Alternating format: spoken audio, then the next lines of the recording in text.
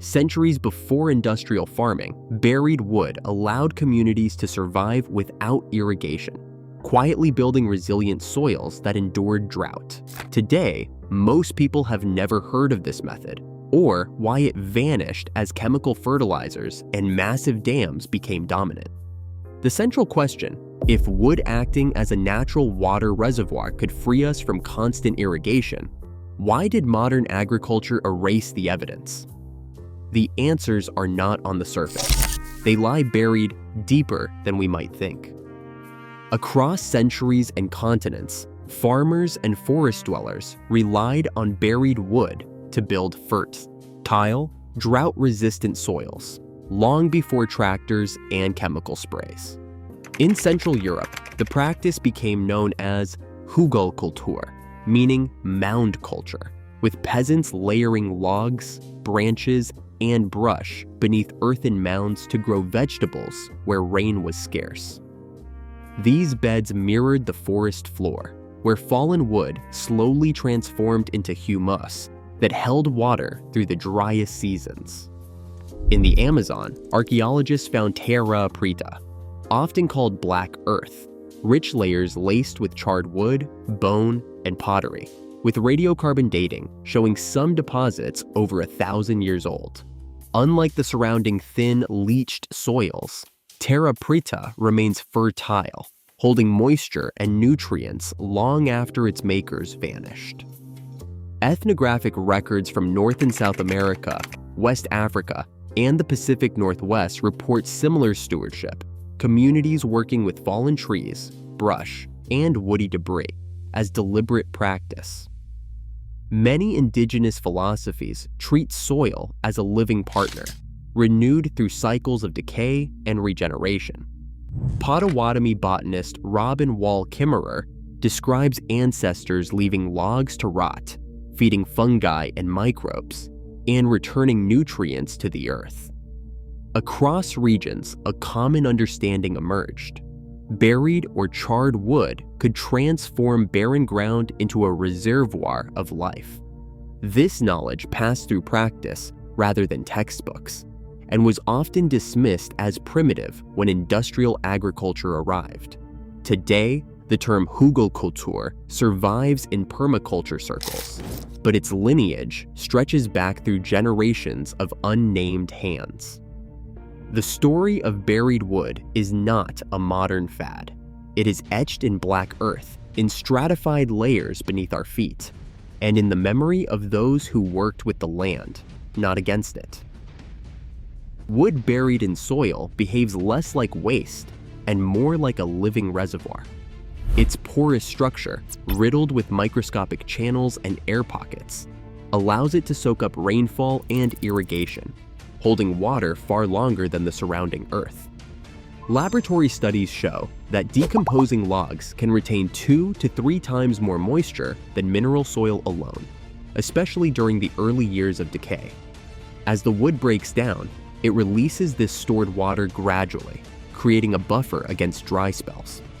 The effect is most pronounced in coarse, fibrous wood, pine, spruce, or poplar, where water can linger for weeks, even as surface soils dry out. Yet the story doesn't end with water storage. Beneath the surface, a hidden network comes alive. Fungi, especially mycorrhizal species, colonize the buried wood, weaving fine threads through the decaying matter and into the roots of nearby plants. Suzanne Simard's research in Canadian forests reveals that these fungal networks act as conduits, ferrying moisture and nutrients from decomposing wood directly to living roots. In agricultural settings, similar links have been observed. Crops grown near woody debris often show increased drought resilience, even where rainfall is unreliable. The wood fungi partnership creates what some soil scientists call a living pipeline, distributing resources where they're needed most. However, the process is not without trade-offs. Fresh wood is high in carbon but low in nitrogen, and as it decomposes, soil microbes compete fiercely for available nitrogen.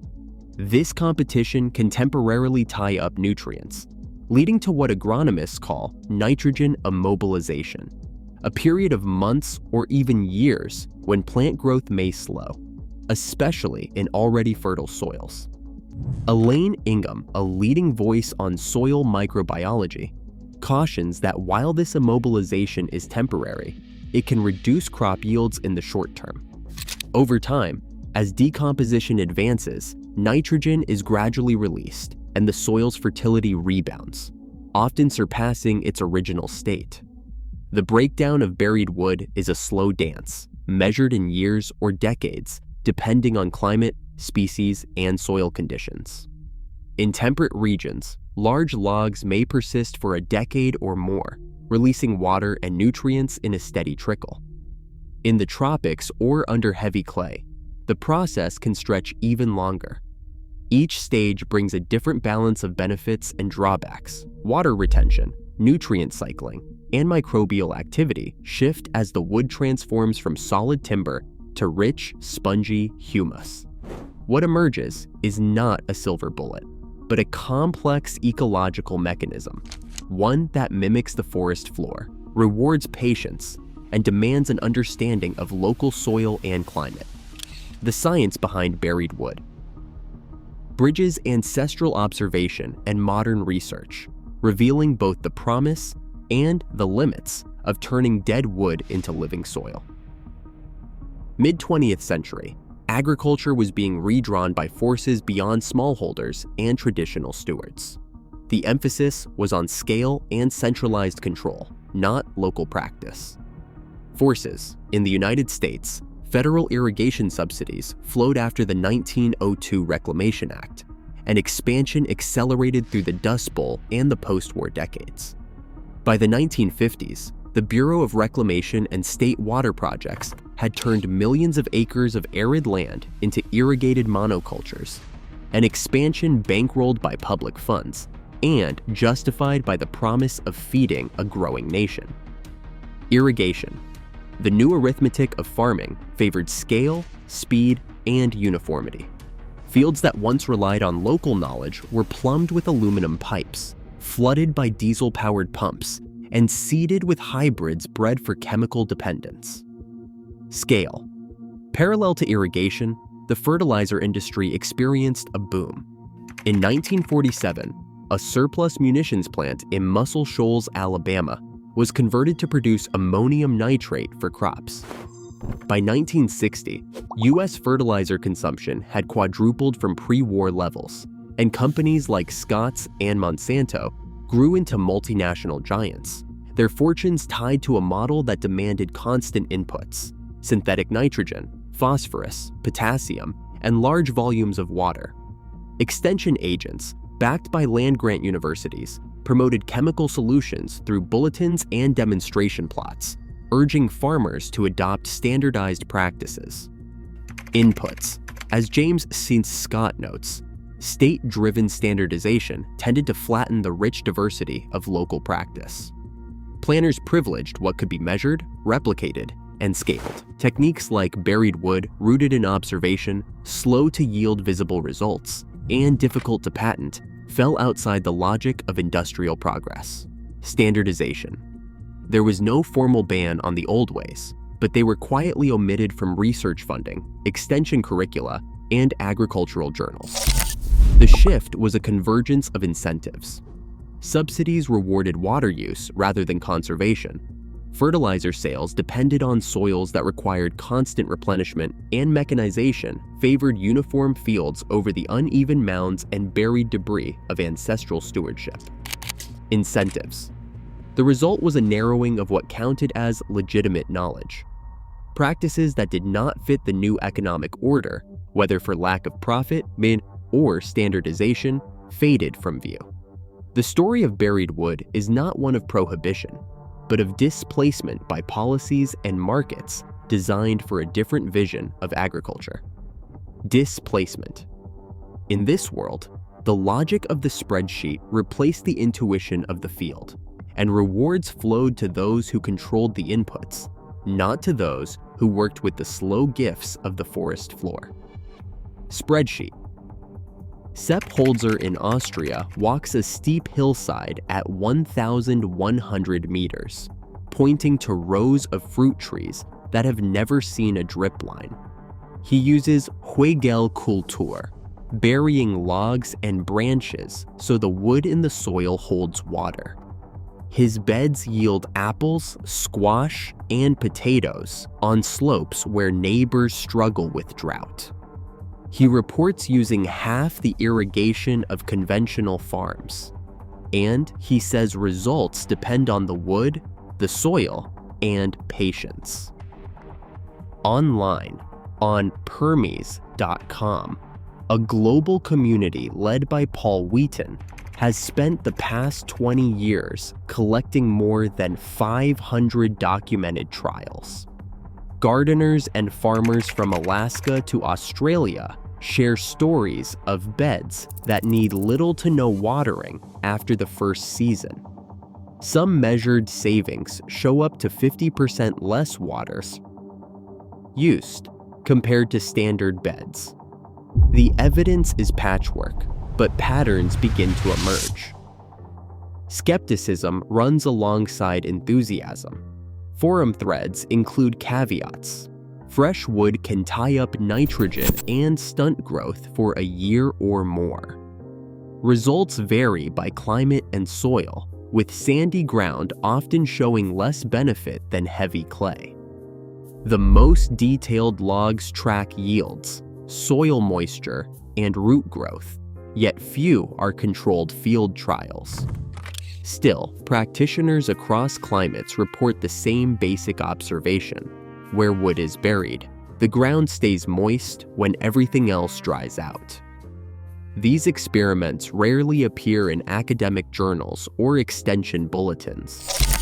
Knowledge spreads through word of mouth, farm tours, books, workshops, and online archives. Holzer draws visitors from around the world, and Permies.com serves as a living archive. The method survives because people test it again and again, building a body of evidence based on observation, persistence, and the question of whether a forgotten idea might still hold water. Moisture readings from buried wood beds show a clear pattern. Soils adjacent to decomposing logs consistently hold more water than bare earth. Controlled studies measured up to 2.3 times higher soil moisture content near buried wood, especially during the driest months of the growing season. In field trials, root zone sensors tracked how water moved through different soil profiles. Plots amended with coarse woody debris showed a slower decline in moisture after rainfall, while control plots dried out much faster. The wood acts as a sponge, soaking up water and then releasing it gradually as the surrounding soil dries, a dynamic that can stretch a single rain event into weeks of available moisture for plants. The story of buried wood is also about carbon. Archaeological excavations in Quebec unearthed a log sealed beneath a thick layer of clay, preserved for 3,775 years. Laboratory analysis confirmed that this ancient wood retained 95% of its original carbon, a testament to the power of anaerobic burial in locking away organic matter.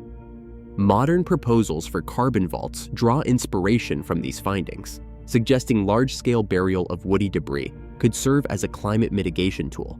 But what works in a sealed clay vault may not translate to open fields, where decomposition is shaped by oxygen, microbes, and soil chemistry. Crop performance is mixed. Small-scale experiments and farmer logs report reduced irrigation needs, sometimes by half, when wood is buried beneath vegetable beds. Yet these results are patchy, and most come from anecdotal records rather than replicated trials. Where data exist, they point to a complex picture. Water retention improves. But plant-available nitrogen can drop sharply in the first season, especially in fertile soils. In some cases, biomass production falls 20 to 50% before rebounding as decomposition advances and nutrients are released. The variability depends on climate, soil type, wood species, and the size of the debris. scaling up remains uncertain. Backyard gardens and small farms have shown promising outcomes, but there are no large-scale randomized field trials that track water savings, yield, and nutrient cycling over multiple seasons. Hydrologists and soil scientists call for more rigorous paired plot studies, side-by-side comparisons that can isolate the effects of buried wood from other variables. Without that, data, claims of universal water savings or guaranteed yield boosts remain provisional. The method's potential is clear in certain contexts, but its limits are equally real, and the numbers offer both promise and caution, inviting further investigation rather than simple endorsement. Patent offices show no record of buried wood methods. There is no intellectual property pathway for a farmer layering logs beneath a mound, no proprietary formula to license, and no branded product to sell. Unlike chemical fertilizers or irrigation hardware, this approach cannot be packaged, patented, or marketed at scale. This absence echoes through agricultural education. Extension bulletins and university curricula after the post-war decades highlight controlled release fertilizers, sprinkler systems, and mechanized tillage, but they skip soil amendments that rely on slow decay and patient observation. Practices like hugelkultur and woody debris burial are rarely taught, except as historical curiosities or fringe experiments. The knowledge pipeline, from research lab to classroom to farm, filters out what cannot be standardized or monetized. Funding patterns reinforce these exclusions. Grant databases at the USDA and major research foundations show steady support for projects promising higher yields, faster growth, or new commercial products. Proposals focused on buried wood struggle to attract attention because they lack intellectual property and immediate, scalable results. Research dollars go towards systems that can be measured, replicated, and sold. The structure of agricultural institutions rewards what fits the commercial model. Methods that need patience, local adaptation, or collective stewardship are quietly sidelined. The outcome is a landscape where low-cost, self-sustaining techniques remain invisible. The story of buried wood is not just about forgotten wisdom, but about the persistent filtering of knowledge by systems built to favor the marketable over the merely effective. Today, nearly 70% of global freshwater is claimed by agriculture. As drought and water scarcity intensify, methods dismissed as obsolete may hold the keys to resilience. The buried wood beneath our feet is more than a forgotten technique. It is a reminder that overlooked solutions often lie just below the surface. What else have we buried, and what is stopping us from digging deeper? Tell us what you think.